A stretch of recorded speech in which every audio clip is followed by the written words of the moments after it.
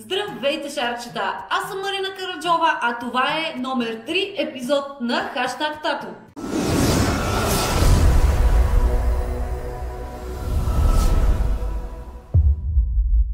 В днешното видео, както сте видяли отдолу в заглавието, ще си говорим за консултациите и за това как са важни не само за нас татуистите, а и за вас, нашите клиенти.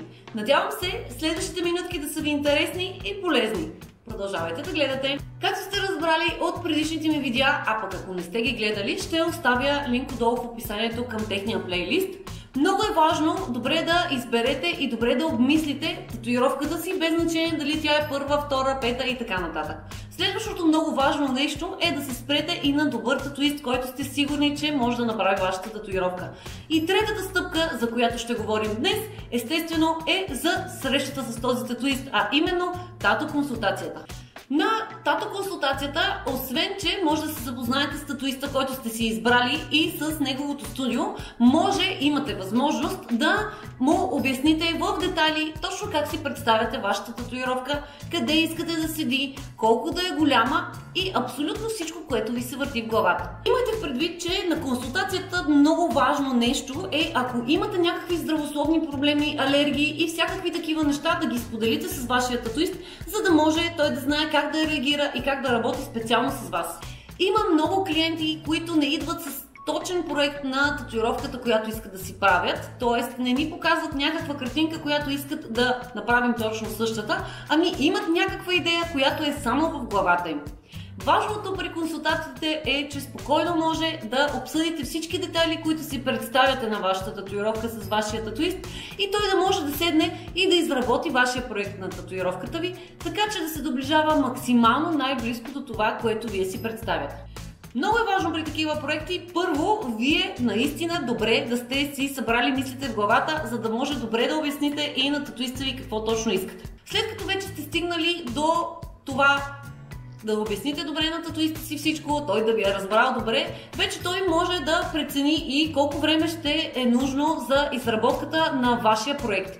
Имайте в предвид, че проектите ние ги изработваме след работно време или в почивните си дни и някои от проектите, по-големите особено, се заплащат отделно от цената на вашата татуировка.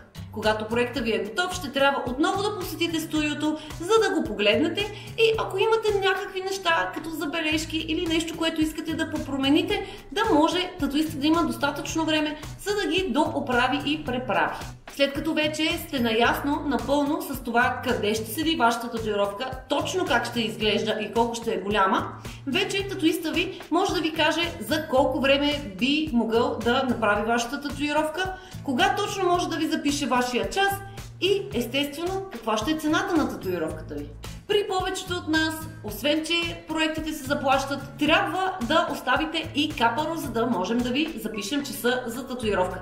Капарото се приспада от крайната цена на вашата татуировка, но е гаранция, че татуиста ви ще ви вземе определеното в неговия график време за вашата татуировка и вие наистина ще дойдете, няма да се смените мнението или пък да ви хване страх. Ние татуистите работим на график и той се определя от много фактори, като естествено основният е това колко броя клиенти ние имаме, също и от редовните клиенти, които идват всяка седмица или всеки месец. Имате в предвид, че дори за малка татуировка е възможно да изчакате доста повече от седмица или две, за да може татуиста ви да ви запише и да ви направи татуировката и в това няма нищо лошо. Също трябва да знаете, че е по-добре да изчакате, но при човека, който сте си избрали да направи вашата татуировка и знаете със сигурност, че ще я направи добре, отколкото да отидете някъде, където могат да ви вземат на същия или на следващия ден, защото там не знаем дали ще имаме голяма гаранция за това как ще се получи вашата татуировка и дали ще е точно това, което вие сте си представили. А пък поправките на такива татуировки са още по-неприятни и за тях ще говорим в следващото видео. Имайте в предвид и не на последно място, че консултациите в професионалните студия за татуировки са напълно безплатни и по никакъв начин не ви задължават. Ако евентуално нещо не ви харесва в отношението на татуиста ви или пък искате да проверите няколко други татуиста, какво ще ви кажат като цена, време и изобщо като съвети, никой на консултацията не може да ви задължи да си спазите час и да си го капарирате. Надявам се, че това видео ви е било полезно, поне мъничко. Ако ви е харесало, дайте му палче нагоре и не забравяйте да се абонирате за канала ми. Може да ме последвате и в социалните мрежи, линкове има отдолу в описанието. Чао от мен и до скоро!